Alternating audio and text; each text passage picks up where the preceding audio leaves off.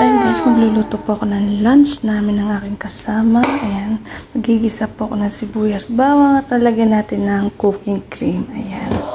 Tapos ito po gagawin po mantika. Ayan. Butter yan para pampasarap. So ayan guys, pinagsabay ko na po yung sibuyas bawang. Ganyan po ako mag-isa mga ka-idol. Pinagsabay ko na po. Ayan. Antayin ko na po palabasin ang aroma niya maging brown. So, sa mga followers dyan, God bless you po. Ingat po kayo dyan palagi. At sa mga senders ko po. Ingat po ang mga nasa Pilipinas. At ngayong araw po ay tag-ulan. Ingat po kayong lahat dyan. At lalo sa mga family ko po. Ingat po kayo dyan. So yun guys, lagay na natin ang ating manok. Ayan po. Ganito lang po ang ating luto. Ginisa lang po na may cooking cream yan. Mga ka-idol. Ayan, pa-brownin po natin ang ating manok. Tapos natin lalagay ang mga ingredients po.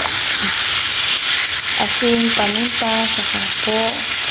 Yun lang po, saka cooking cream lang sa konting tubig para medyo may sabaw-sabaw. Wow! Guys, lagyan na natin ng sili, pampasarap. Ayan mga ka-idol. Yung kasama ko mahilig kasi sa sili at lagyan natin ng konting paminta. Ayan, pamintang durog.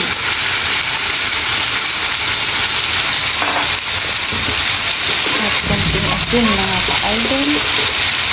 Ganito lang po ang sabi na to. Asin at paminta lang po. Ang nagpapasarap po dyan ay ang ito po, cooking cream.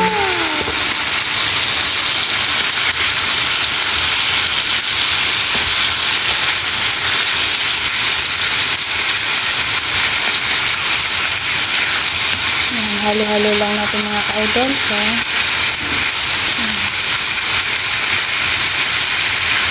lang natin mga 5 minutes lang po. Ayan guys. Ayan guys, maganda na po ang papaluto niya. Na-fry na po ng konti. So, lagyan natin ng konting sabaw. Ayan guys, para medyo may sabaw konti.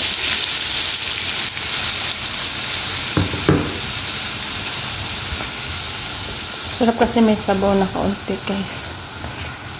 Ayan, konting kulo lang din po yan. Tapos, takpan natin. Ayan, guys. So, ayan, guys. Lagyan po natin ng cooking cream. Ayan. Masarap po na ulam yan, mga kaloli.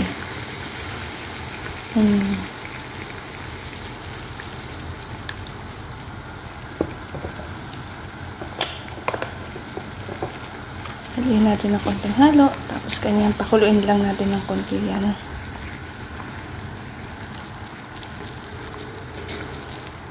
So, ayan guys, optional lang po kung gusto niyo po lagyan ng gulay. Ayan guys.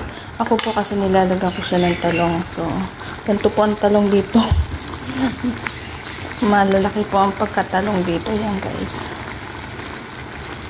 Ayan, gusto ko po kasi may gulay. Masarap din po na may talong.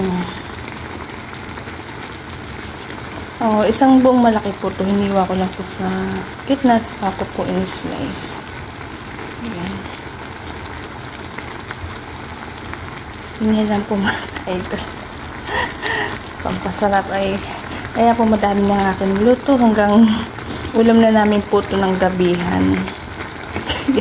Ganyan po kami magluto dito kasi wala kaming amo kaya hanggang dinner na po ang aming ulam. Saka ito po ay isang kalahating kalderong ayan, kanin naman ang aking niluto hanggang gabi na po yan. So, bye bye po.